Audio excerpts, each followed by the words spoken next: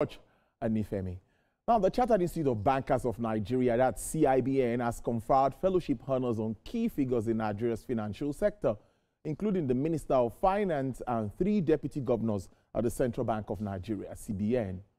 The Apex Bank's deputy governor honored were Deputy Governor Economic Policy Directorate, Dr. Mohammed Abdullahi, Deputy Governor Operations Department, Dr. Bala Bello, and Deputy Governor Corporate Services Directorate, Ms. Usoro. Mr. Edo and the Deputy Governors received the awards alongside 18 bank chief executives. The top banking regulators were conferred the honors during the Institute's 2025 Fellowship Investiture in Lagos with the theme Banking Beyond Boundaries, leveraging technological innovations for enhanced performance in Nigeria's banking industry. In his address, CIBN's president, Professor Pius Olanrewaju, said the exemplary individuals have continued to shape the future of banking sector and economic development in Nigeria. He commended the CBN and Nigeria's banking sector for steering the economy towards stability and growth. Your presence here today underscores the collective commitment to celebrating and upholding the highest standard of ethics, professionalism, and leadership in this sector of the economy. We honor these exemplary individuals who continue to shape the future of banking and economic development in Nigeria. Your elevation today is not just an award. You are not giving an award, but a recognition of your dedicated service as torchbearers of innovation and integrity. Today, we come together not just to honor new fellows, but also to reaffirm the enduring values that have defined this noble profession, which are integrity, competence, and service. All around the globe, technology has emerged as a new frontier in banking innovations, like artificial intelligence, blockchain technology, open banking, and digital platforms. They are all reshaping the way we save, the way we invest, and the way we conduct transactions. These advancements are tearing down old barriers, broadening financial inclusion, and boosting operational efficiency.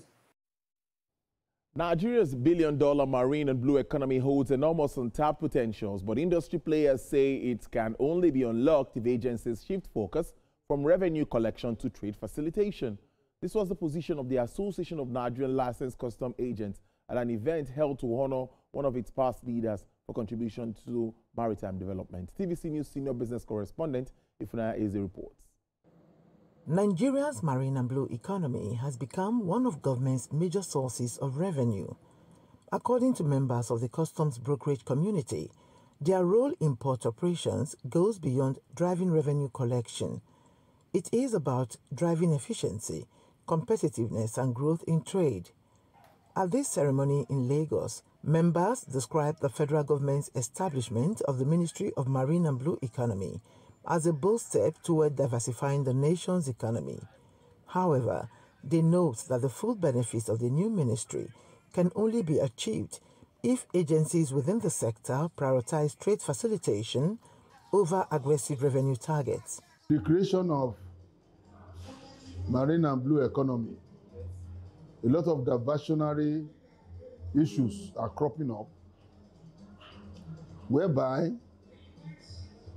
the agencies of government in the maritime are all more interested in generating revenue for the government rather than set up a system whereby things will fall in place as it is needed. The blue economy has a lot of potential.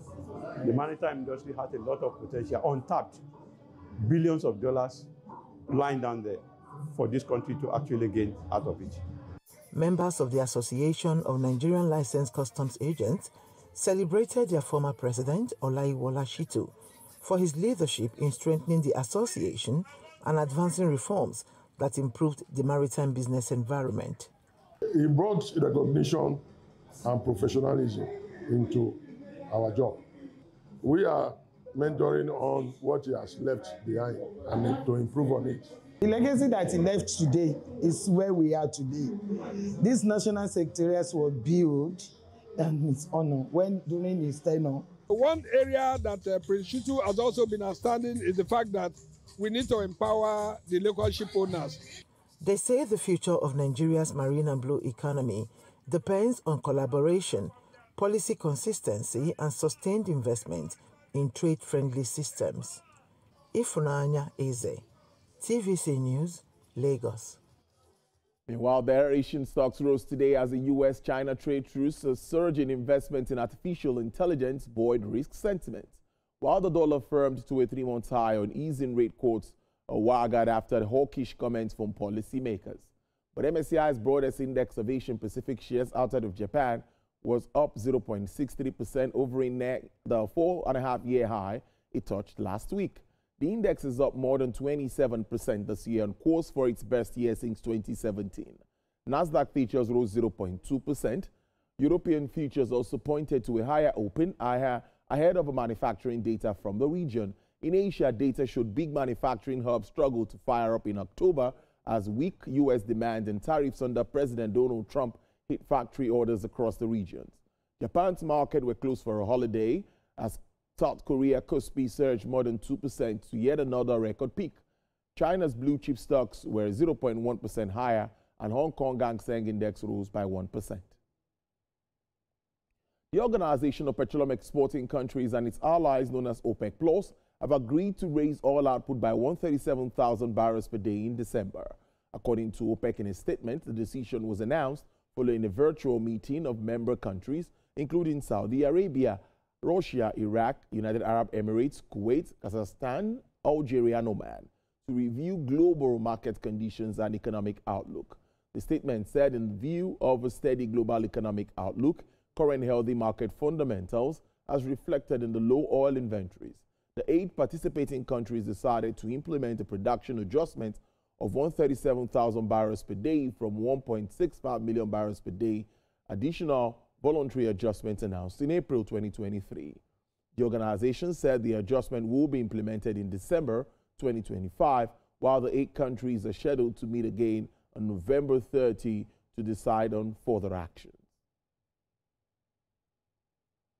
Well, U.S. President Donald Trump says artificial intelligence giant NVIDIA most advanced chips will be reserved for U.S. companies and kept out of China and other countries. Mr. Trump said this during a taped interview aboard Air Force One, where he said only U.S. customers should have access to top-end Blackwell chips offered by NVIDIA, the world's most valuable company, by market capitalization. The remarks suggest Trump may impose tighter restrictions around cutting-edge American AI chips than U.S. officials previously had indicated, with China and potentially the rest of the world barred from accessing the most sophisticated semiconductors. In July, President Trump's administration released a new artificial intelligence blueprint seeking to loosen environmental rules and vastly expand AI exports to allies in a bid to maintain the American edge over China in the critical technology. But finally, crude oil prices today were little changed despite news that OPEC Plus plans to end its supply increases, with the market weighed down by fears of an oil supply glut and a weak factory data in Asia. U.S. West Texas Intermediate crude rose to $61.19 per barrel with an uptick of 0.34%. Brent crude futures sells for $64.99 with an upward margin of 0.34%. Bonnie Light sells for $78.62, also with a decline of 2.84%. And for the OPEC basket, dealers offer $66.72 with an upsurge of 0.39%.